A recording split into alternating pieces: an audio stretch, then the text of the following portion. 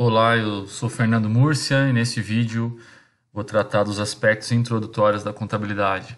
A apresentação está dividida em 5 grandes partes. Inicialmente, tratar da definição de contabilidade, na sequência, a interação com outras áreas do conhecimento e a importância da informação para o funcionamento da sociedade, da economia e dos mercados como um todo. Traçar um breve histórico sobre a evolução e o estágio que a gente se encontra atualmente. E, por fim, abordar a questão da harmonização das normas contábeis, as chamadas normas internacionais. A pergunta que se tem frequentemente é o que é contabilidade. A gente sabe que é muito difícil definir algo, né? Ter uma definição precisa, mas ela é conhecida como a linguagem dos negócios, justamente por traduzir as operações, os eventos econômicos da empresa em números.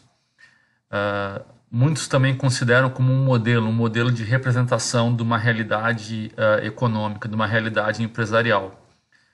Ela pode ser considerada também uma técnica de apurar resultados, de apurar patrimônio e resultados de maneira geral financeiros de uma empresa, ciência contábil. Alguns também dizem que isso envolve de certa forma uma arte, até pela criatividade que se tem muitas vezes aí na contabilidade criativa, né? E eu proponho uma definição aqui, eu acho que é muito mais do que ter uma definição precisa, a gente entender qual que é o processo contábil e por que a contabilidade existe, qual que é a finalidade dela dentro do mercado. A gente pode dividir o processo contábil em 3 grandes partes, que a gente chama de reconhecimento dos eventos e transações econômicas, a mensuração e a divulgação acerca de uma entidade, uma empresa ou eventualmente até a própria contabilidade estatal, do Estado ou de uma pessoa. Você pode fazer sua própria contabilidade, que tem como objetivo prover informações úteis, relevantes, de modo a auxiliar a tomada de decisão dos seus usuários. A gente vai falar mais na frente sobre isso, como é que os usuários tomam a decisão com base em informação contábil, mas por agora queria gastar alguns minutinhos para falar sobre esse processo contábil, as etapas que ele envolve. O reconhecimento é justamente tentar entender os eventos e as transações econômicas que estão acontecendo como empresa, né? Então estão acontecendo eventos, está acontecendo compra de itens, imobilizado, estoques, está ocorrendo a prestação de serviços, a venda de mercadoria, está acontecendo a captação de recursos, está acontecendo trabalho, transformação de produtos e matéria-prima em produtos, etc. Então a contabilidade, a primeira coisa, ela vai olhar isso e buscar reconhecer esses eventos econômicos. Nem todos os eventos são registrados pela contabilidade, a gente vai falar mais para frente sobre isso.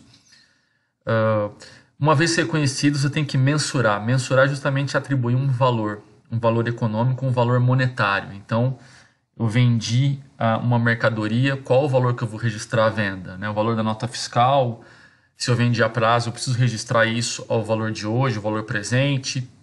Eu preciso corrigir isso pela inflação, etc. Então, mensuração é atribuir um valor, avaliar aquele evento econômico que você está mensurando. Eu posso avaliar, por exemplo, pelo um item, meu estoque, pelo que eu paguei, que é o meu custo de aquisição. Eu posso avaliar pelo meu custo de aquisição corrigido pela inflação, desde o momento que eu comprei até o momento que eu estou fazendo as demonstrações financeiras.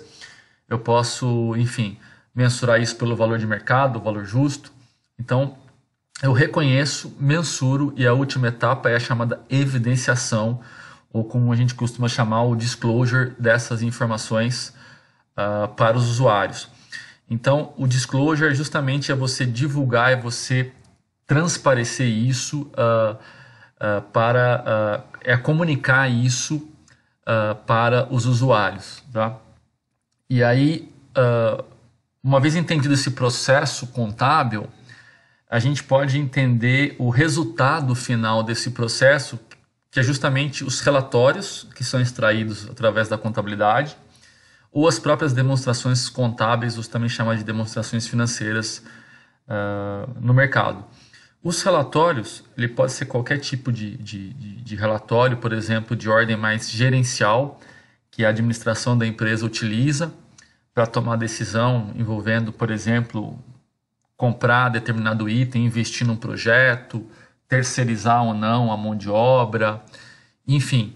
Você tem diversos tipos de relatórios, relatórios de vendas, relatórios que são utilizados justamente para gerir a empresa. E você tem as demonstrações financeiras mais tradicionais, que são justamente aquelas que são evidenciadas para os chamados usuários externos, tá? Aqueles que estão fora da organização. Então, a contabilidade, nesse processo de reconhecimento, mensuração e divulgação, o resultado final dela acaba sendo justamente esses relatórios, essas demonstrações financeiras. Eu trouxe alguns exemplos aqui, a título ilustrativo, de algumas demonstrações financeiras. Em primeiro lugar, o Facebook, que todo mundo conhece. Aqui é um trecho do balanço patrimonial da companhia, onde você tem aí os ativos, né? Você tem aí o ativo, o total dos ativos e a composição desses ativos, né? Você tem lá desde, por exemplo, o caixa, que tem ali um montante de 17 bilhões. É importante ressaltar que essas demonstrações, como vocês vão ver aqui, elas estão em milhões, né? E no caso aqui, dólares americanos. Então, quando você vê 17 mil aqui, se tivesse em milhares seriam milhões, como está em milhões seriam bilhões. Então, o Facebook tem 17 bi no caixa dele, ele também tem securities, que são ativos financeiros, 44 bi, contas a receber, que se chama de accounts receivable, net aqui, do que a gente chama das provisões, tá? Despesas pagas antecipadamente e o total aqui, total do ativo circulante, que a gente fala, total do ativo corrente. E aí tem outras espécies de ativo aqui, investimentos em sociedades coligadas e joint ventures, o ativo fixo, ativos intangíveis e assim por diante. E o total do ativo do Facebook, então, 159 bi em 2020, 31/12 aqui, comparado com 2019, tá?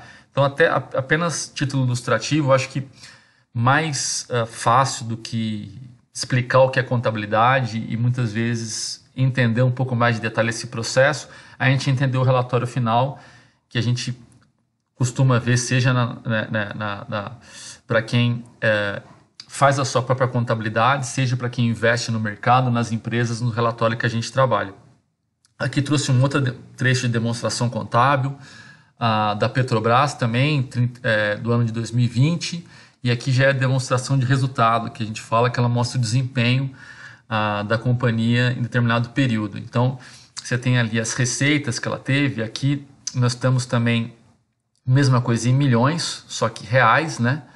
Demonstração preparada em reais, e você tem aqui, 272 bilhões de reais de receita, ou o que a gente chama aqui de receita líquida, no caso, seria o faturamento líquido da empresa, o custo dos produtos, até chegar na última linha, que é justamente o lucro líquido que a empresa apurou no período. Então, outro exemplo aí de relatório contábil, de demonstração contábil, é a DRE, que a gente vai abordar em outros vídeos.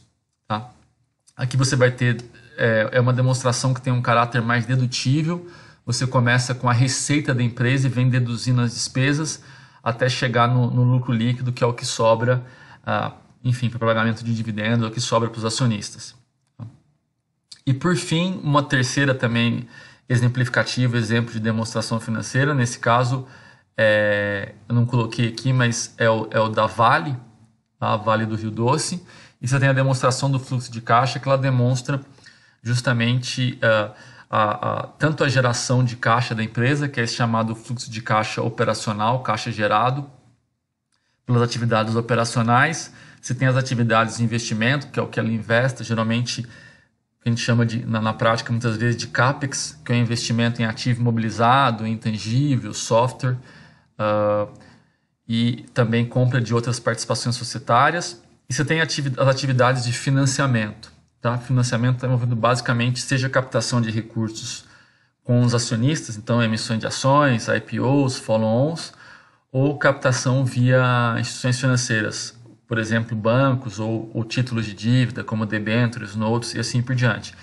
Então, essa é uma terceira demonstração contábil que a gente vai abordar também em outros vídeos. Aqui você mostra, aqui você tem o caixa inicial do ano, né? Então 2020, repare que você tem o caixa, perdão, você tem o aumento de caixa no exercício, você tem o caixa inicial que era 29 bilhões. Repare que o caixa inicial de 2020 é o caixa final de 2019, então ela terminou o ano com 29 bi de caixa, começou o ano com 29 bi e terminou com 70 bi, justamente porque teve esse incremento aqui de caixa no período, que é essa diferença entre o que ela gerou no operacional, os investimentos dela no CAPEX e o caixa líquido de financiamento, que envolve desde as captações até pagamento de dividendos, juros e assim por diante. Tá?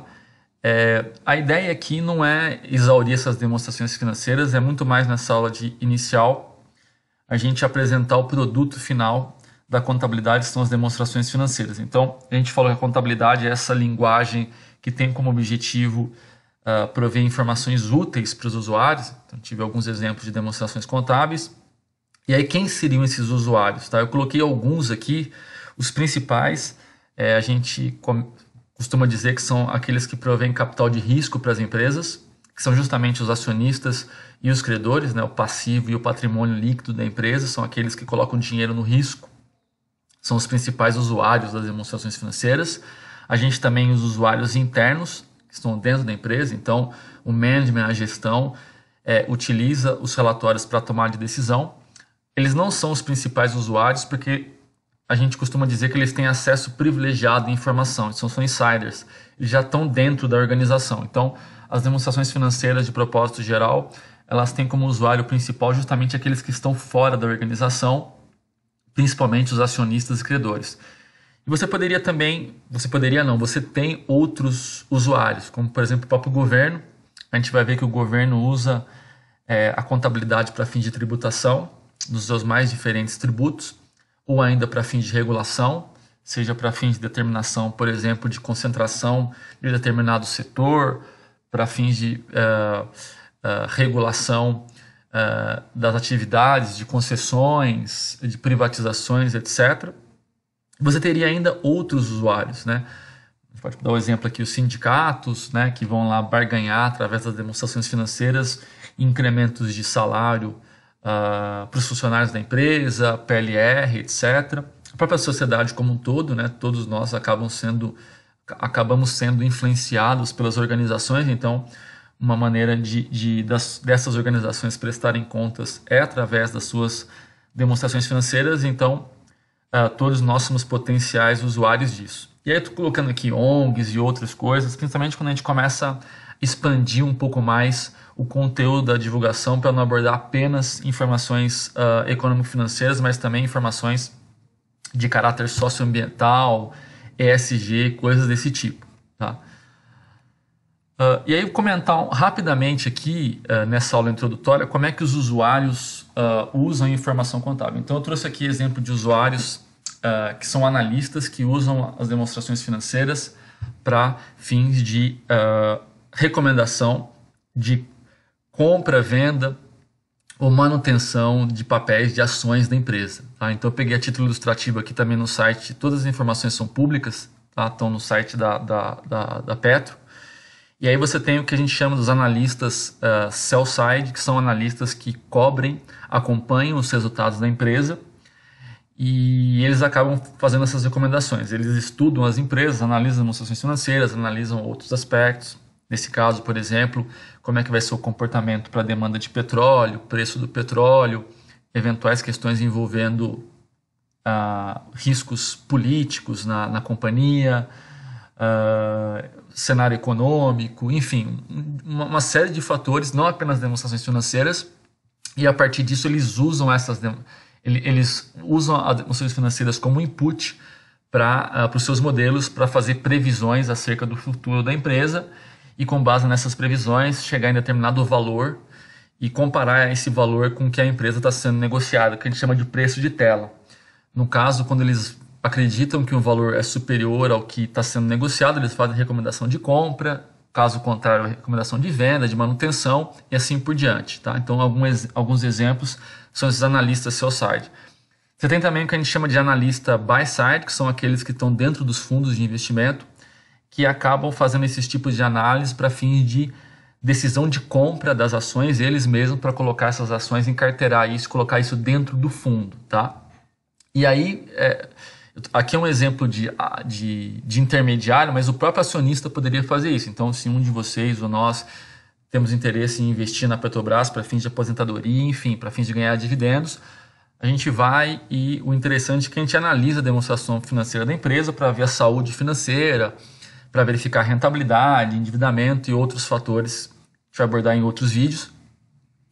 Então, os acionistas também, eles mesmos, porque no final do dia, os acionistas acabam sendo os donos da empresa, eles que detêm o capital social, sendo acionistas majoritários ou não. Então, eles são, como esses acionistas muitas vezes não estão dentro da empresa, eles acabam se utilizando das informações contábeis para fazer essas análises. Tá? Um segundo grupo são os credores. Então, os credores podem ser desde as instituições financeiras, os bancos, à medida que as empresas elas trabalham de maneira que a gente chama alavancada, que elas tomam dívida, elas pegam dinheiro emprestado, elas não trabalham apenas com capital próprio. E ao tomar dívida, o banco tem que decidir, obviamente, se ele vai emprestar ou não dinheiro para a empresa, qual o prazo que ele vai conceder, qual a taxa que ele vai conceder, né, os juros que ele vai cobrar, as garantias e assim por diante. Então isso pode ser a própria instituição financeira, isso pode ser um investidor que decide comprar um título, um título, uma debênture, que é um título de dívida negociado no mercado, enfim, uma LCI, uma LCA, um próprio CDB não deixa de ser um título de dívida que é emitido pelos bancos. Então, eles também analisam, porque você vai comprar um título de determinada empresa, você quer analisar se aquela empresa vai ficar solvente, se ela vai ter capacidade de te pagar aquele dinheiro que você emprestou para ela. Né? E além do próprio credor em si, você tem intermediários que fazem esse trabalho. Então, os intermediários mais famosos no que diz respeito ao crédito, à avaliação do crédito, são as chamadas agências de rating. Tá? Eu coloquei aqui, no caso da Petrobras também, ela foi avaliada pelas 3 grandes principais agências de rating, que é a Moody's, a S&P, Standard & Poor's e a Fitch.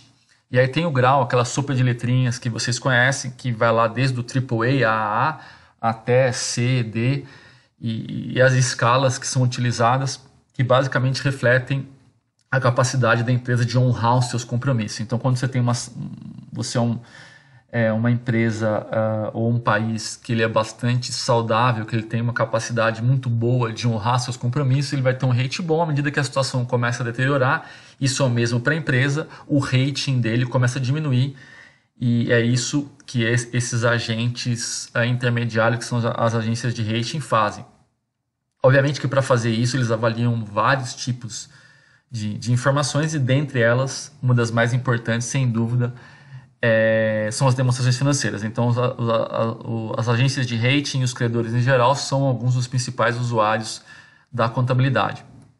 E eu trouxe por último aqui o governo na forma do fisco, e a título exemplificativo também, eu trouxe aqui um montante de forma proporcional em percentual de quanto a Petrobras paga de tributo sobre o que ela agrega de valor, né? O que a gente chama de valor adicionado.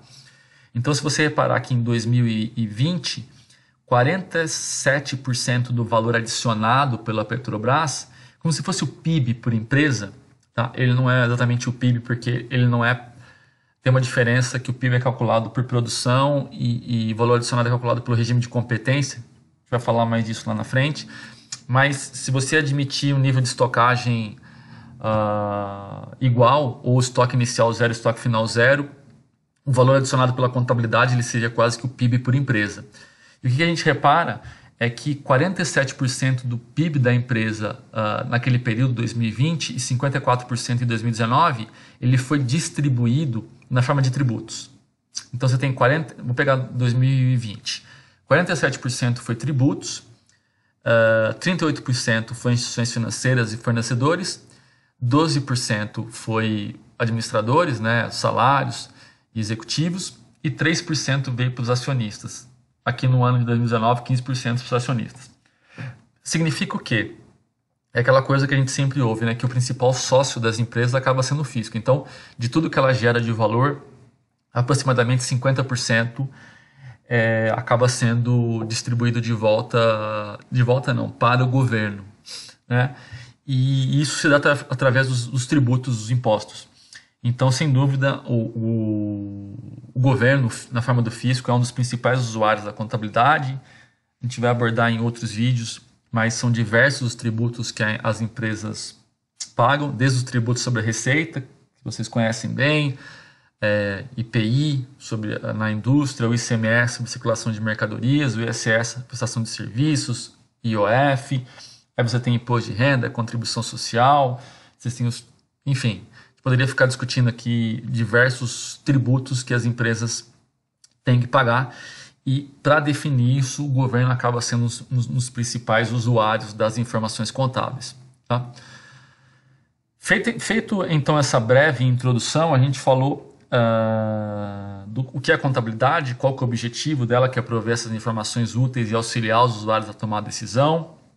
O produto da contabilidade são as demonstrações financeiras, e eu vou falar rapidamente aqui de qual é a interação da contabilidade com algumas áreas do conhecimento. Eu trouxe apenas 3 aqui, se teriam outras, e a gente pode depois discutir um pouquinho disso.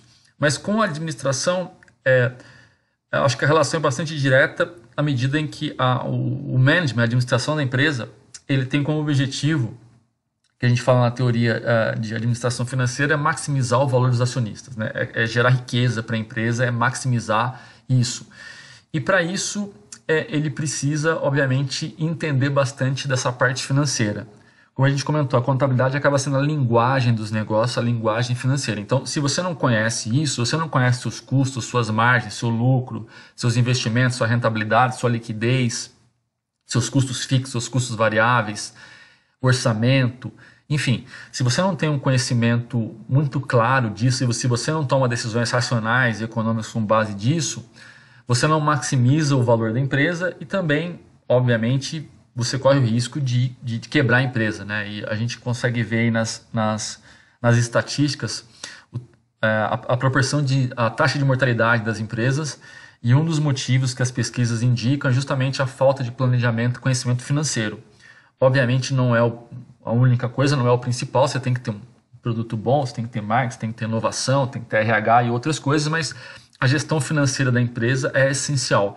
Então a relação com a administração ela é bastante direta. Então se você é um administrador que não conhece contabilidade, que não conhece finanças, você vai ter bastante dificuldade em gerir a sua empresa de maneira a maximizar todo o potencial que ela teria. Isso tanto na parte privada, eu coloquei aqui no último bullet, a administração pública.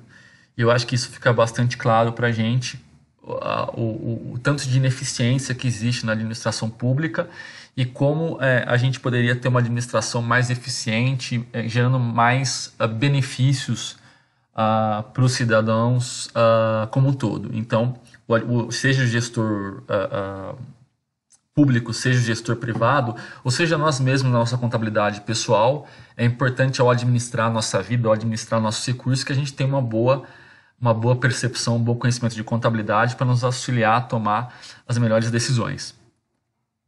Do ponto de vista da economia, eu vou comentar mais para frente essa questão da importância da contabilidade para a sociedade na economia, mas em linhas gerais, o que a gente verifica é que a economia ela trabalha basicamente com essa questão da alocação dos recursos que são escassos, e a adequada, vamos chamar assim, alocação de recursos, ela depende de você ter informações de qualidade para conseguir tomar decisões adequadas, tá? Então, a gente vai perceber que o dinheiro ele é transacionado. Quando eu falo dinheiro, não apenas papel físico, mas digital, ele é transacionado na economia, e para isso essas decisões elas são realizadas com base nas informações. Se você precisa de informação de qualidade para conseguir fazer isso. Então, quando você compra uma ação, quando a empresa capta recursos no mercado, basicamente o que você está fazendo é dar dinheiro para aquela empresa expandir suas atividades, crescer, gerar emprego, etc. Quando você empresta dinheiro para aquela empresa, quando você tributa uma empresa mais ou menos em determinado setor, tudo isso, isso envolve os recursos que são escassos sendo alocados em diferentes players, em diferentes participantes. Então, se você não tem boa informação para fazer isso, você não tem uma alocação eficiente, você gera ineficiência e isso acaba, digamos assim, prejudicando, vou comentar um pouquinho mais à frente, a economia e a sociedade como um todo, tá? Basicamente pelos problemas de seleção adversa, risco moral relacionados à assimetria de informação. E a terceira área que eu escolhi trazer para vocês aqui é o direito, e justamente porque a contabilidade ela tem um caráter um pouco legal de norma, né? A gente fala as normas contábeis que no limite as normas têm esse caráter de lei, né? Então você tem uma regra contábil que determina como as empresas devem contabilizar, como que elas têm que reconhecer, mensurar e divulgar suas operações, né? Então isso é bastante próximo, tem uma interação bastante grande com o direito, né? A parte de regulação da contabilidade e também a necessidade de enforcement, de exigência de cumprimento das normas contábeis e punição, né? Então, tem uma relação bastante próxima da contabilidade com o direito, especialmente com a área de direito tributário, pelas questões de tributação que a gente falou, e também com a parte de direito comercial ou direito societário, na medida em que você tem diversas espécies de contratos sendo realizados entre os participantes de mercado, e esses contratos, essa jurisdição legal, ela se apropria de vários conceitos contábeis e vários inputs para a formação desses contratos. A gente vai tratar disso mais à frente também, tá?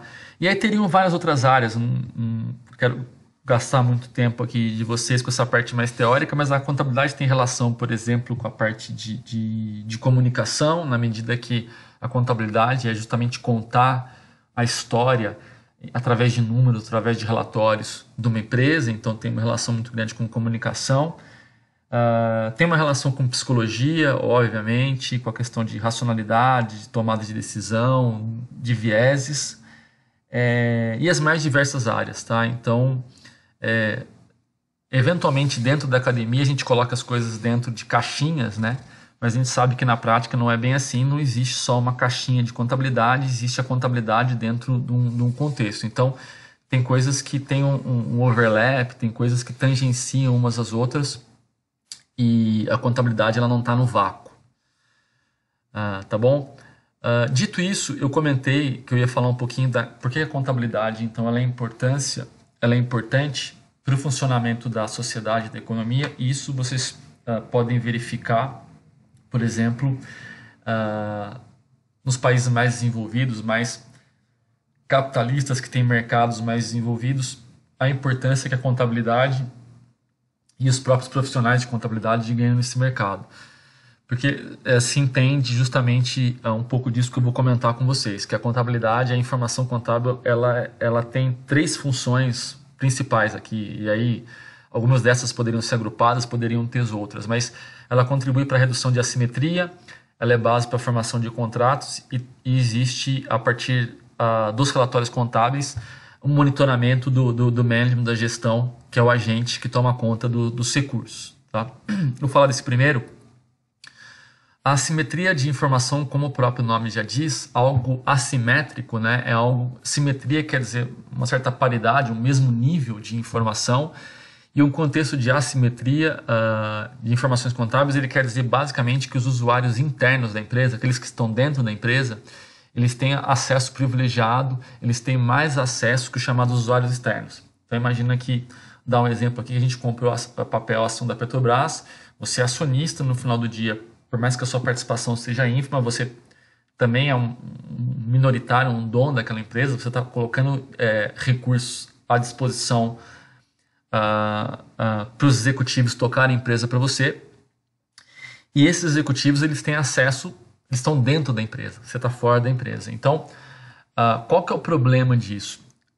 E essa figura que eu coloquei aqui, a de baixo, ela é baseada numa pesquisa conduzida pelo Akerlof, que acabou ganhando o Prêmio Nobel de Economia, que ele basicamente, o conceito geral dele que ele expõe é o seguinte: a assimetria de informação, a falta de informação sobre determinado ativo no mercado, ele no final do dia ele leva à quebra desse mercado. Para o mercado existir, você precisa ter informação, justamente para permitir que os compradores e vendedores consigam avaliar a qualidade dos ativos e justamente forçar a empresa a divulgar informações privadas. Então, a existência de assimetria ela leva à quebra do mercado. Então, a função da contabilidade é justamente reduzir o nível de assimetria existente entre aqueles que estão dentro da empresa e aqueles que estão fora da empresa. Tá? É igualar esse nível informacional. Então, por que a assimetria é um problema? Né? O Akerlof demonstrou isso através de um exemplo de carros no mercado americano, que ele poderia ser aplicado para ações ou qualquer mercado. Mas, em linhas gerais, o contexto dele é o seguinte: imagina que você tem um mercado de carros, a título exemplificativo, você tem 1000 carros lá, você tem carros bons e carros ruins. Tá? Carros ruins é o que eles chamam lá nos Estados Unidos de lemons. Né? O título do paper dele é The Market for Lemons. E seria os abacaxis aqui no Brasil. Então, na existência de um mercado onde você tem carros ruins e carros bons, vou admitir nesse exemplo que eu falei, você teria 1000 carros, 500 bons e 500 ruins.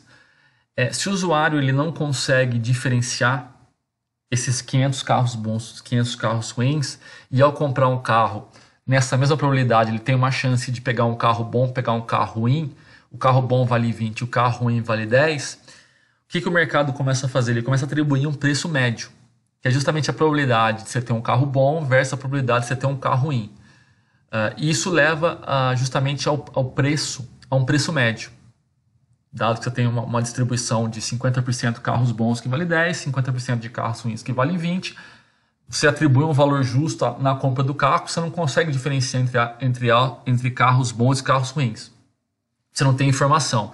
Então você atribui 15 mil.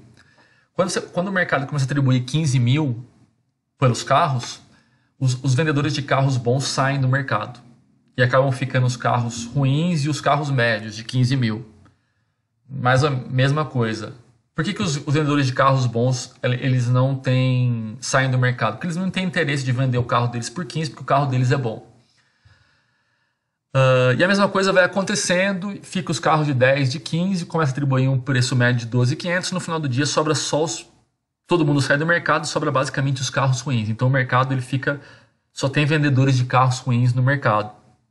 Para quem teve a oportunidade já de ir num leilão de carros, é basicamente um pouco dessa situação. No leilão de carro, você não consegue dirigir o carro antes, você não consegue ver o carro com detalhe, você não consegue levar o carro no seu mecânico para ver se ele funciona ou não funciona. Então, o que você faz?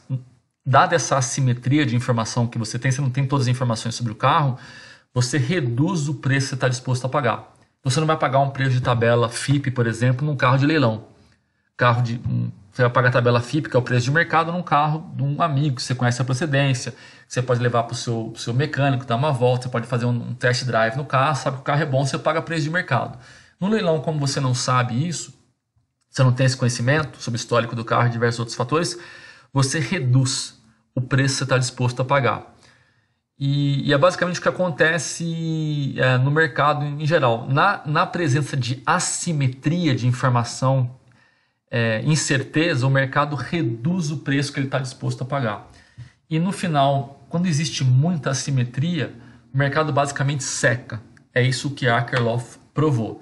Então, o principal objetivo da informação contábil, da contabilidade, é justamente prover informações, nivelar, trazer reduzir o nível de assimetria para permitir que os usuários externos, aqueles credores que a gente falou, que vão conseguir querer comprar ou não o título de dívida da empresa, que vão querer ou não emprestar ou não dinheiro, permitir que eles consigam calibrar as taxas que eles vão cobrar nos empréstimos, as garantias, os prazos, permitir que o analista consiga precificar corretamente o valor da empresa, permitir que o acionista como um todo consiga avaliar o desempenho da empresa em dado período. Tá? Então, uma das principais funções da contabilidade é reduzir a assimetria de informação, justamente porque a assimetria ela leva à quebra do mercado. Tá?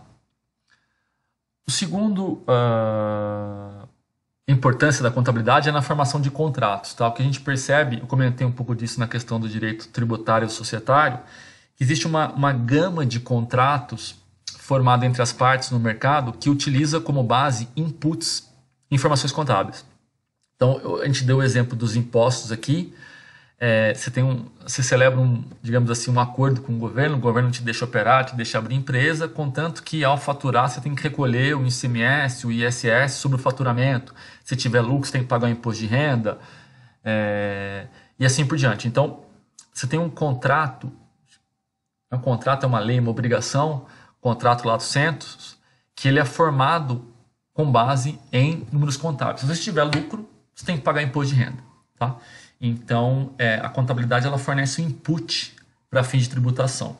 A contabilidade ela também fornece um input para a remuneração do management, dos gestores executivos.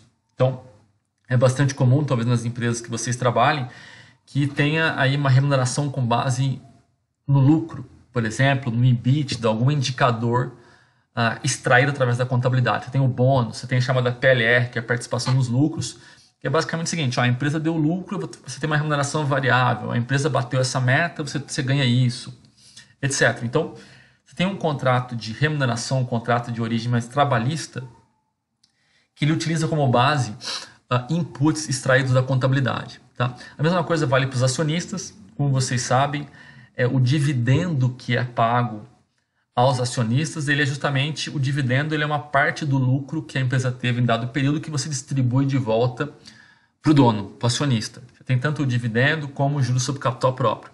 Basicamente é a mesma coisa. Você tem um contrato, lato sensu, geralmente está previsto, geralmente não, tem que estar previsto no estatuto social da empresa, qual que é o dividendo obrigatório que ela tem que pagar. Então você tem um documento ali que fala, olha, do lucro você tem que pagar 25%, tirar da reserva legal, etc. e tal. Então, você tem um documento societário que ele utiliza como base números contábeis, que é o lucro.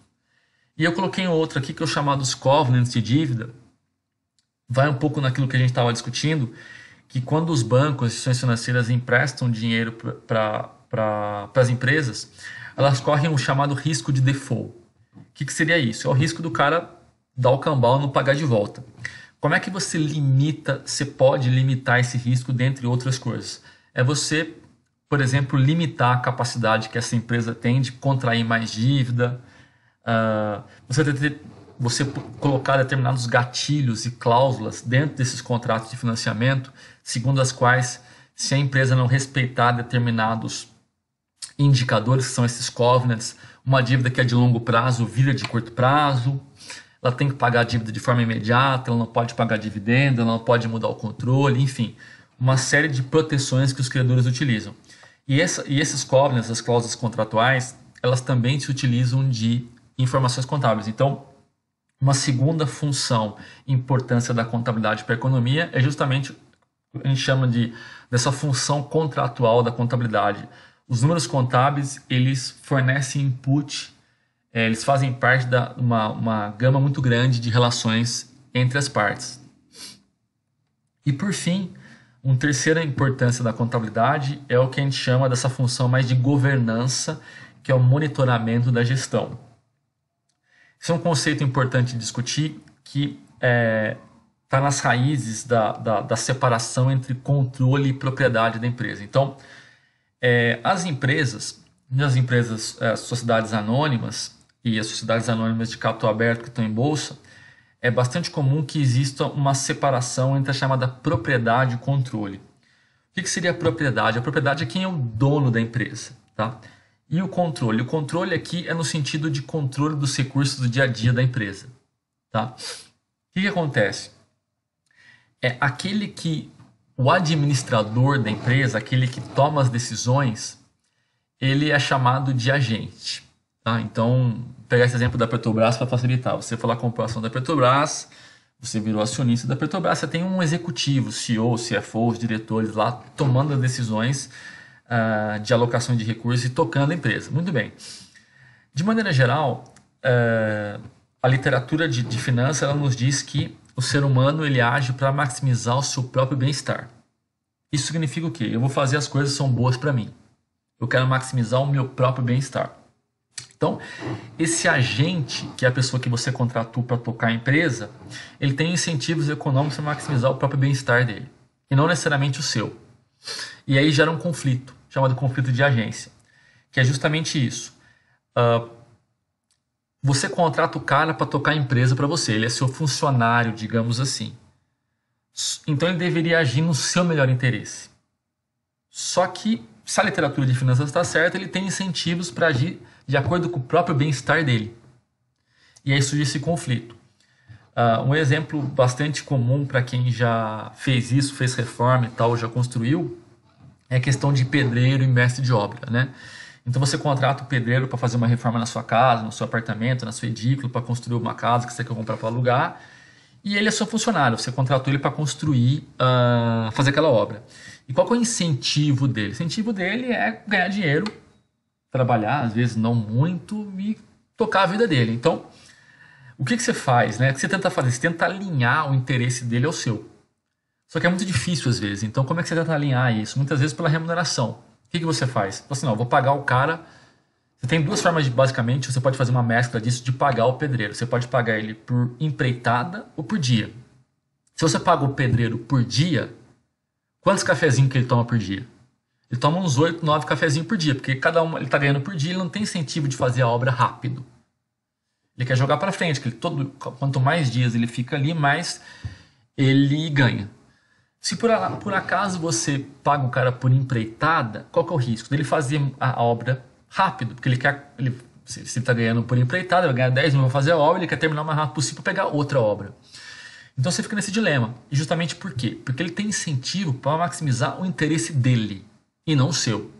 E não tem nada de errado. Isso é coisa do ser humano. Cada um está querendo maximizar seu próprio interesse. Então, onde é que a contabilidade entra em tudo isso? A contabilidade é um mecanismo que permite, um mecanismo de governança, que permite o monitoramento da gestão. Na medida em que a contabilidade é a informação, é a prestação de contas do executivo, do administrador, ela justamente permite que você monitore a gestão. Então, quando a Petrobras divulga a demonstração financeira, você vai ver, a Petrobras teve lucro? Ela usou bem meu recurso? Qual foi a rentabilidade? Ela foi eficiente? Ela se endividou muito? Ela desalavancou? Ela fez projetos importantes? Ela investiu? O que o agente, que é o executivo, fez com o meu dinheiro, eu que sou o dono? Porque o acionista, no final do dia, ele é o cotista, ele é o dono da empresa. E o agente ele está administrando, ele tem uma função que a gente chama de stewardship dos recursos. Tá? Então, a contabilidade ela tem um terceiro, e é 3 aqui no bullets, perdão, ela tem essa função muito importante que é o monitoramento da gestão. Então, são 3 funções principais para finalizar esse tópico, que eu vou ficando um pouco longo. Tá? Redução da simetria, base para a formação de contratos e monitoramento do management da gestão. Tá? Vou traçar rapidamente aqui um histórico de evolução da contabilidade nessa aula introdutória e até chegar aos dias atuais a gente falar um pouquinho da normatização e convergência nos estágios que a gente se encontra, tá? Assim, se você pensar que contabilidade é o que a gente comentou, reconhecimento de eventos econômicos, mensuração e disclosure, o homem desde que da época das cavernas, que ele se entende como homem, o Homo sapiens, ele trade as coisas, ele troca, ele faz escambo, ele acumula patrimônio. Então, essa contabilidade, desde que eu acho que um homem é homem, eu acho que ele existe, né? E aí, você começa a ter registros disso a partir do momento que você tem registro de escrita. Então, os primeiros registros de escrita, muitas vezes, eles eram inventário de coisas, eles eram registros de transações. Então, você tem evidências de registros contábeis bem antigos, tá? Bem antigos.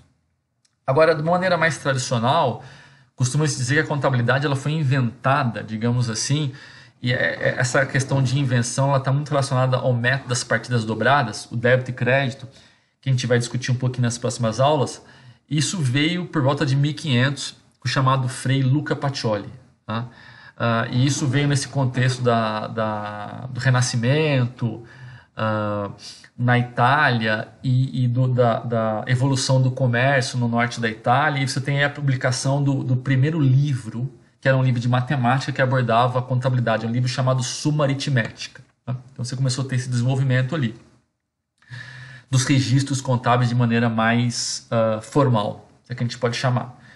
Aí você vai tendo essa evolução. Então eu coloquei aqui em vermelho que a gente fala que accounting follows economics, que a contabilidade ela segue, ela acompanha e ela evidencia as evoluções econômicas, tá? Então, à medida que você foi tendo, digamos assim, uma evolução econômica dos países do mundo, a contabilidade foi evoluindo. Então, você tem a era do descobrimento, você tem aí essa ideia dos navios, essa ideia de que os navios iam ao redor do globo, buscando especiarias, comprar as coisas e trazer, enfim. E aí você tinha pessoas que investiam nisso, os caras que financiavam essas operações, o navio voltava, depois você tinha que apurar o lucro, dividir, etc. e tal. Então, você começa a ter algum tipo de registro contábil nessa era das embarcações, os empreendedores que faziam isso, né? Então é quase que os descobrimentos ali, os navios, era quase que uma sociedade de propósito específico, onde você tinha que apurar um resultado após isso. A gente vai evoluindo, você tem a Revolução Industrial, né? A questão de manufatura, contabilidade de custos, tá? As questões das máquinas, questão de contabilidade de custos, matéria-prima, produto em processo, elaboração, estoque de produto acabado. Você tem questão de depreciação, de máquina, necessidade de evoluir tudo isso, tá? Então, a Revolução Industrial, sem dúvida, questão de escala, a contabilidade foi acompanhando tudo isso. Depois você teve o surgimento das bolsas de valores, tá? Você tem, coloquei as datas aqui, algumas das principais, que é Nova York e Londres, tá? E aí você começa a ter um pouquinho daquilo que eu falei, a separação entre o cara que é investidor e o administrador. Tá? Então você tem os empreendedores, muitas vezes que, né, vamos pegar o caso de hoje, o cara tem uma startup, o cara quer começar uma empresa, ele é o administrador, mas ele também é o empreendedor. Só que você tem pessoas que têm interesse de bancar isso. Tá? E até para a empresa crescer, ela precisa de capital externo. Então você começou esse movimento de crescimento das empresas, chamadas sociedades por ações, divididas em ações. Houve o necessamento de você auditar esse processo, a gente vai comentar um pouco mais em outros vídeos sobre isso, a questão de credibilidade, de você fazer uma verificação das informações contábeis, demanda por informações de bancos, investidores, acionistas. Então, isso foi crescendo até, obviamente, chegar nos dias atuais, né? Então, você tem todo o movimento chama assim, globalização dos mercados, a harmonização da contabilidade no mundo, que vou comentar aqui na sequência desse slide. E a contabilidade, como eu falei anteriormente, ela acompanhou esse desenvolvimento das sociedades do capitalismo. Então, a gente percebe que a contabilidade ela se desenvolveu bastante nas sociedades mais capitalistas. Então, o surgimento e a evolução da própria profissão e das normas, dos princípios contábeis, ele foi muito forte na Inglaterra e nos Estados Unidos. Tá? Começou na Itália, como a gente comentou, e você tem na França também o Código Comercial francês, mas com o desenvolvimento das sociedades mais capitalistas, onde a necessidade de informação é muito importante, até pelo próprio desenvolvimento do mercado de capitais, alocação de poupança e o número de empresas e crescimento da economia, isso foi desenvolvendo. Então, quem teve curiosidade de visitar ou conhecer os Estados Unidos sabe da importância que a profissão e a contabilidade tem lá, os CPAs, e a importância que a contabilidade ganha no mercado extremamente desenvolvido e capitalista. Tá? Então, uma breve evolução histórica. Tá? Sua aula está até ficando um pouco longa, uma aula mais introdutória, só vocês entenderem um pouco do contexto. Tá? E por fim eu chego nessa última parte, que é a questão da harmonização da contabilidade no mundo. Como o próprio nome já indica, o que seria harmonizar? Tá? Harmonizar, ou o que a gente chama às vezes de convergência. Tá? O que seria isso? Imagina o seguinte, Cada país no mundo tem suas normas de contabilidade, tá? Ou tinha, ou muitos ainda têm. O que significa isso? É simular as leis de direito. Então você pega, vamos pegar assim, sei lá, o Código Penal. Cada país tem o seu Código Penal. Então, tem país que tem pena de morte, tem país que você tem prisão perpétua, tem país que você, por exemplo, se beber você vai preso, tem país que as drogas são mais ou menos liberadas. Então tem país que determinadas condutas são típicas, são crimes, tem país que isso não tem. Mesma coisa para código por exemplo, tributário, cada país tem suas normas contábeis, muito bem. Então, cada país tem a sua lei, cada país tem a sua contabilidade. O que os caras começaram a perceber com a evolução e a globalização dos capitais, dos mercados no mundo? Que não fazia sentido você ter uma única, cada país ter uma contabilidade, extrair um custo muito grande para o capital mover entre países, tá? É igual a brincadeira que eu faço às vezes, é igual aquele negócio de tomada, né? Cada país tem uma, então você vai viajar, você tem que ter 4 adaptadores de tomada, porque não tem convergência entre os carregadores, né? Também, mesma coisa, você poderia ter um só com uma convergência, você não tem. Então imagina se você, entendeu? Você é um investidor global, um fundo global de pensão, um fundo que aloca dinheiro em vários países do mundo, você tem que aprender vários tipos de contabilidade para analisar as empresas do mundo inteiro para decidir o que você vai comprar para vender. Então não fazia sentido. O cara falou assim, quer saber uma coisa? Vamos harmonizar isso e colocar uma regra contábil para todos os países do mundo. Tá? O que é importante? A gente está falando de contabilidade societária, que é essa de mercado que a gente está falando. Para fins de impostos, por exemplo, cada país continua tendo a sua regra de tributação, tá? Alguns setores têm uma regulação específica, que no Brasil é bastante comum, porque, por exemplo, a questão das instituições financeiras, você tem o Bacen, que regula, você tem lá o COSIF, você tem, por exemplo, o SUSEP para seguros, você tem fundos de previdência, por exemplo, a Previc, a ANEEL para setor elétrico e assim por diante. Então você tem uma regulação setorial que às vezes determina regras contábeis específicas, tá? E você tem a questão gerencial. Gerencial não tem regra. Por quê? Gerencial é a contabilidade dentro da empresa. Então não faz sentido ter regra. Você faz a contabilidade do jeito que você quiser. Você não precisa padronizar isso, porque é uma contabilidade utilizada para fins de gestão da empresa. Então não faz sentido você padronizar como que a empresa tem que fazer os relatórios dela dentro de casa. Tá? Então essa ideia de harmonização ela vem de você convergir ou harmonizar a contabilidade que a gente chama societária ou financeira. Tá? O órgão que faz isso no mundo, talvez muitos de vocês já tenham ouvido falar, é o IASB, tá? Que ele é um órgão que tem sede em Londres e ele é uma organização independente que trabalha com interesse público e ele elabora as normas, que são os produtos da regulação, são as normas contábeis. As normas são regras, leis contábeis, que a gente pode chamar assim, que são as chamadas IFRS, ou International Financial Reporting Standards, né? São normas internacionais de relatório financeiro. E o objetivo principal do IASB, esse órgão que tá em Londres, que tem representantes do mundo inteiro, inclusive brasileiros, ele é elaborar uma norma única, tá? Ou seja, você tem um princípio contábil, que a gente chama de GAAP, único no mundo, que seja global. Global no sentido que ele tem que refletir e servir para vários países do mundo, e ele tem uma lógica, ele é muito baseado em princípios, tá? Essa questão de baseado em princípios tem muito a ver com a cultura anglo-saxônica, que a gente chama de common law, que é a maneira como principalmente o Reino Unido funciona e em parte os Estados Unidos, apesar dos Estados Unidos ser muito regulado, apesar de ser um país com uma tradição mais de common law, ele ser muito regulado e ele ser muito codificado, muito regrado também. Mas a ideia é que você tenha princípios contábeis que permitam que você tenha uma aplicação convergente de contabilidade ao redor do mundo, tá? Então, esse gráfico aqui está até um pouco antigo, tá? Mas já são mais de 100, 120 países no mundo que usam essas normas. O Brasil, desde 2010, já utiliza isso, tem grande parte da Europa. Esse é um movimento que começou na Europa a partir de 2005. E é meio óbvio, na medida que você tinha o mercado como europeu, você tinha a mesma moeda, por exemplo, você tinha uma coisa unificada, não fazia sentido se você tivesse normas diferentes na Alemanha, em Portugal, na Espanha, em outros países dali. Então, assim, olha, eu vou ter uma norma contábil única. E aí os caras chegaram à conclusão, não, vamos expandir isso para o mundo inteiro, que é bem melhor. Então você tem aí mais de 100 países no mundo fazendo. Você tem grande parte dos países no mundo já, tá?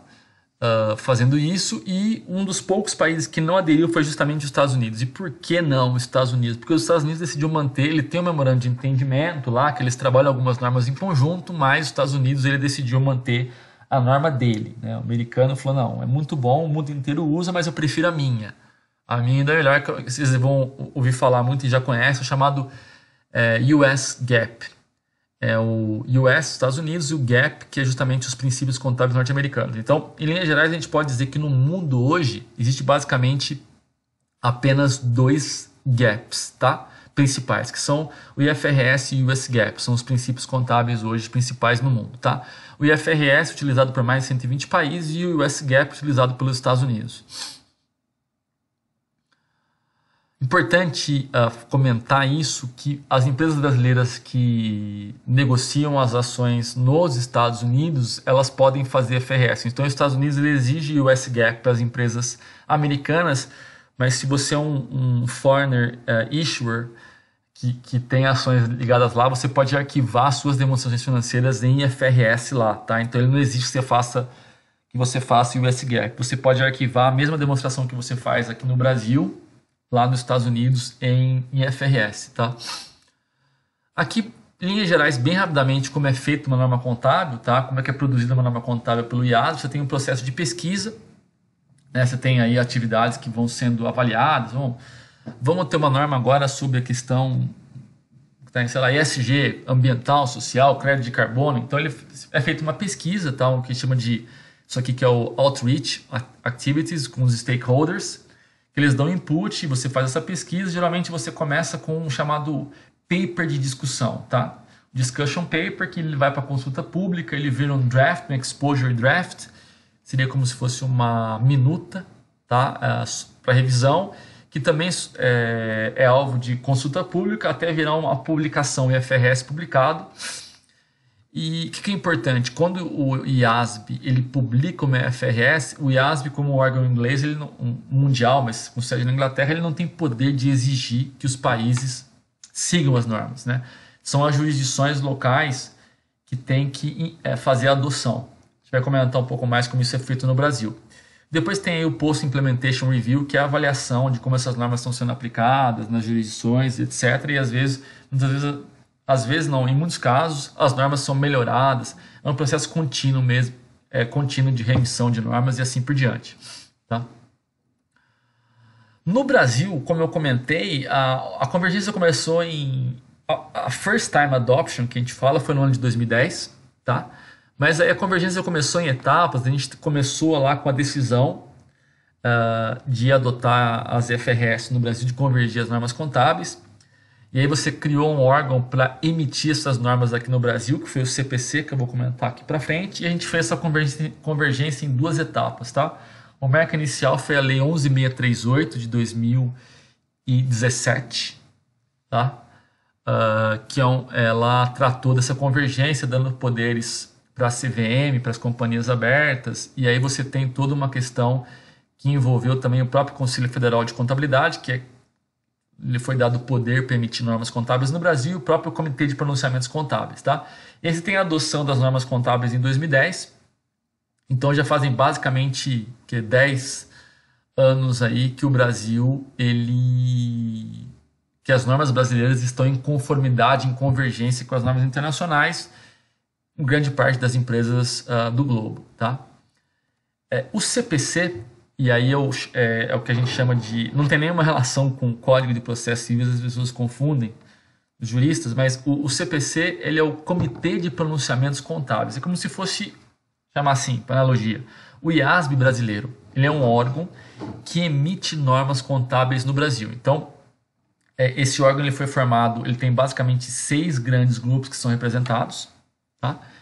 Você tem as companhias abertas, que são a Brasca, você tem a APMEC, que são os investidores, né, os analistas, você tem a própria Bolsa, tem total interesse que exista informação de qualidade para ter mercado líquido e eficiente no Brasil, o Conselho Federal de Contabilidade, que são os contadores, o IBRACON, que são os auditores, e a FPCAF, no caso da FPCAF, que é ligada ao nosso departamento da USP, que representa a academia, são aqueles que pesquisam e estudam normas contábeis. Então, tem um processo democrático aí, quem estuda, quem produz, quem audita, quem regula a informação, todas as pessoas se juntam no órgão para emitir normas contábeis no Brasil. Além disso, tem vários convidados, você tem a própria CVM, ela é convidada, a Receita Federal, o Bacen, SUSEP e vários outros órgãos que têm assento, muitas vezes sem voto, mas acompanham o discurso que eles têm total interesse na elaboração de normas contábeis no Brasil. Tá? O que é importante? Então, o CPC, ele é o órgão que ele tem a função básica de fazer a transição entre os FRS e as normas contábeis brasileiras. E por que isso? Então, como é que funciona esse processo? O IASB, ele emite esse FRS lá fora. Primeiro passo, esse FRS ele tem que ser traduzido para o português. E muitas vezes ele tem que sofrer pequenas adaptações, justamente para fazer uma compatibilização com a legislação societária brasileira. Tá? Então, isso fica a cargo do Comitê de Pronunciamentos Contábeis fazer essa função no Brasil. Tá? Então, em linhas gerais, os CPCs são reflexos das FRS. Então, o CPC tem uma correlação com as normas internacionais. Tá? E, atualmente, não sei se está bem atualizado isso, já existem mais de 50 pronunciamentos, você tem as interpretações e as orientações que esse órgão emite. Tá? Então, assim como é feito no IASB, esse processo ele passa por audiência pública, onde todos podem contribuir, até você ter a emissão de um documento de um CPC, que é um pronunciamento contábil. Tá? Estou trazendo exemplo aqui de um pronunciamento contábil, o CPC 01, que é o Redução ao Valor Recuperável de Ativos, que é o CPC que trata de impairment.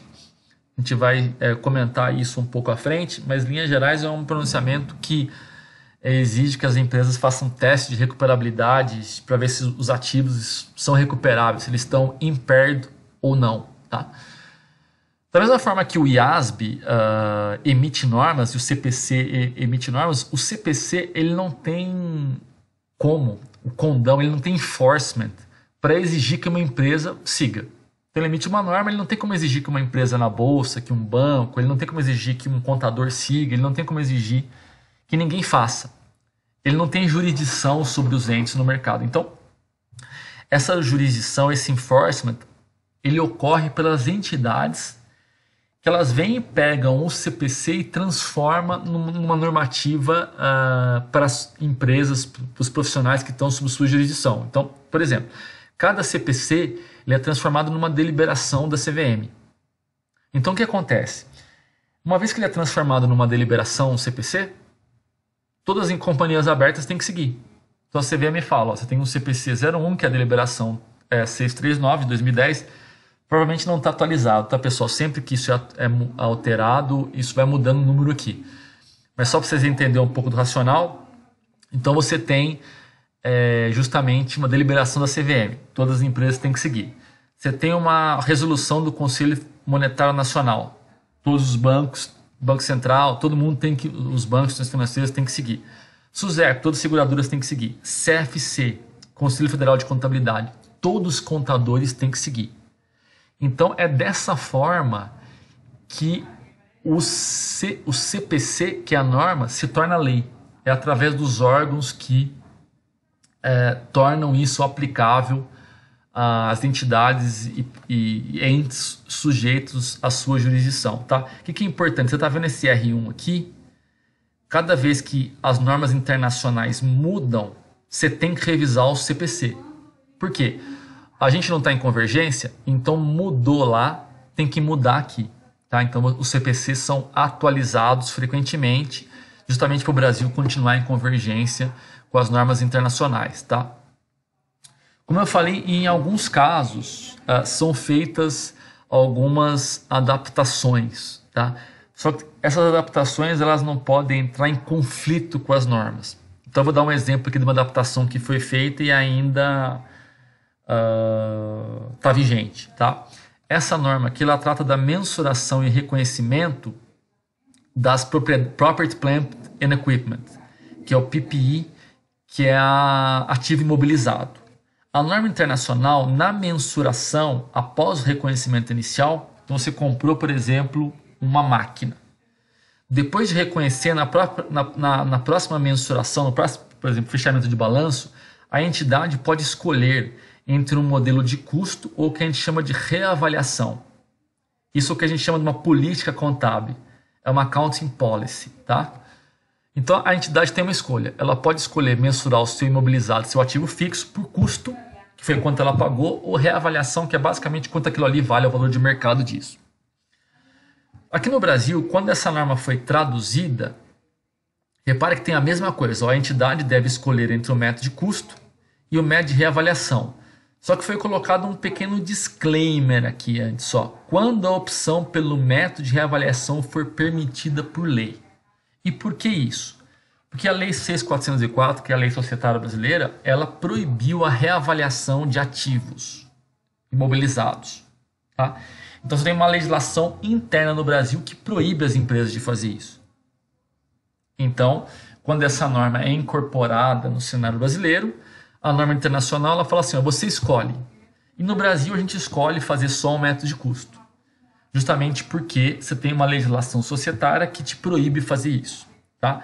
Então, isso está em conflito com as normas internacionais? Não, não está em conflito, justamente porque a norma te dá uma opção. Se a norma te obrigasse a fazer reavaliação e a gente não fizesse, a gente não teria inconformidade, compliance.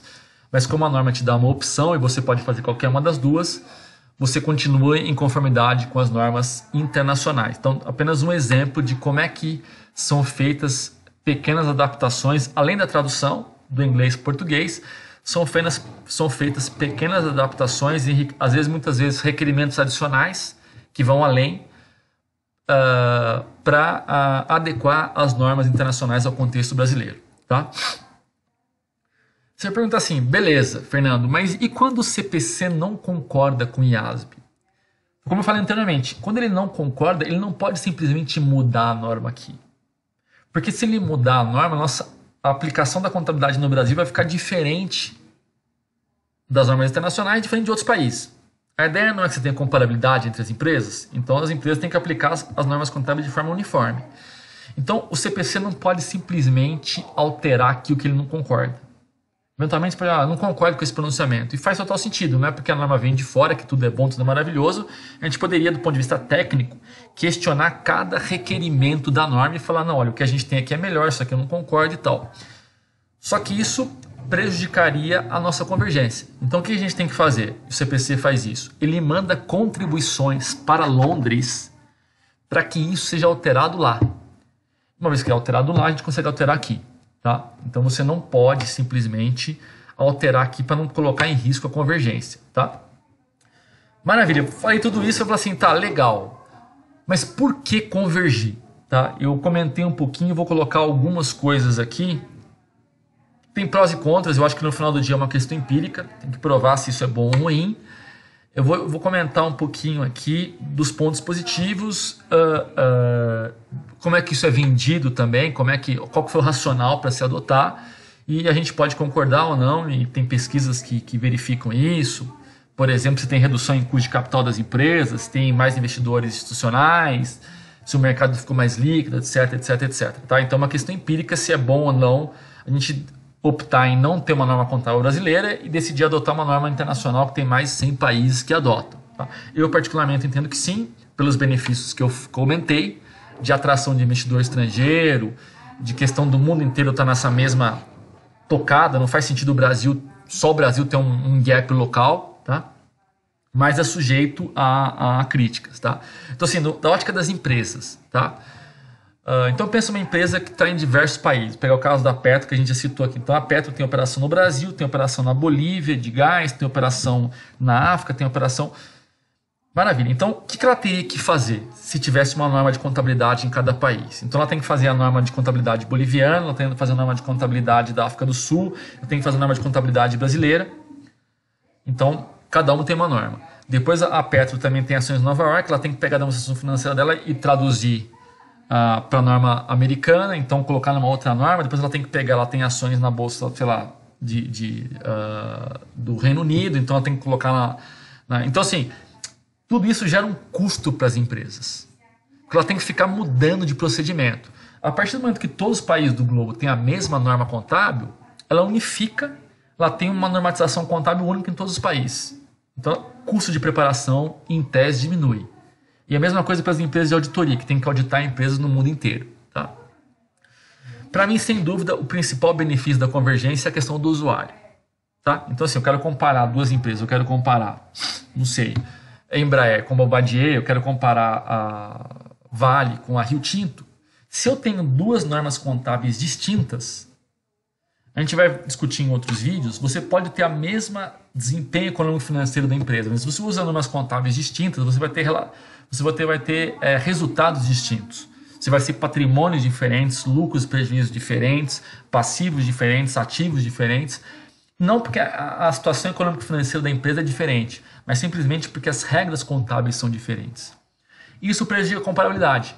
Que a comparabilidade, você quer comparar o econômico da empresa. Então, quando você tem normas contábeis distintas, você tem um custo justamente de aprendizado e de ajuste dessas informações por parte dos usuários. Isso dificulta, como a gente comentou, a alocação de recursos e dificulta a atração de investidores institucionais para os mercados brasileiros. Tá? Tem a questão de qualidade da norma, que em tese as normas preparadas lá fora têm uma qualidade superior às normas brasileiras. É um órgão maior, que tem mais recursos, ele é mais voltado para a essência econômica das transações, uma norma mais principiológica. Tá? Eu falei, a gente pode discutir, debater isso em cada nível de norma.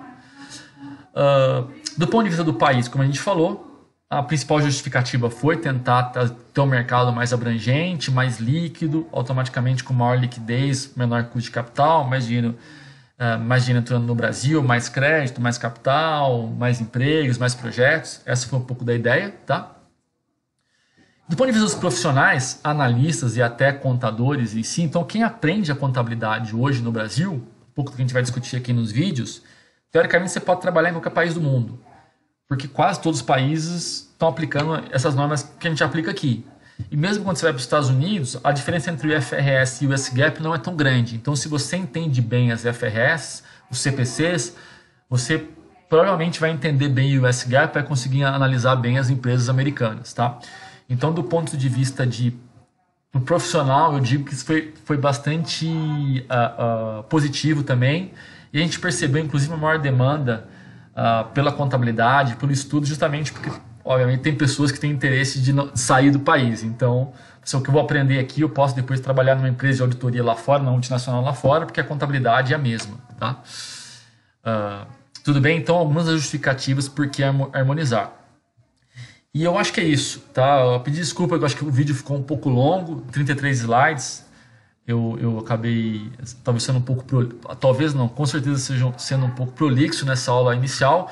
É uma aula mais teórica, então acaba que ela não é tão prática, né, de a gente analisar, ver empresa, ver números, mas a ideia geral foi isso, tá? Falar um pouquinho do que é a contabilidade, essa linguagem, essa informação sobre a empresa, as interações com outras áreas do conhecimento, com a ADM, os administradores, os economistas, com o direito, a importância para o funcionamento da sociedade e da economia, a relevância que isso tem, um pouco dessa evolução, como a contabilidade veio evoluindo justamente para acompanhar o desenvolvimento da sociedade, do capitalismo, e chega nos dias atuais, bastante importante. Hoje a gente tem uma contabilidade em alguns assuntos bastante complexos, instrumentos financeiros, derivativos, M&A e outras coisas, justamente não porque a contabilidade tenha ficado tão complexa, mas justamente porque os negócios estão cada vez mais complexos, então a contabilidade busca refletir isso.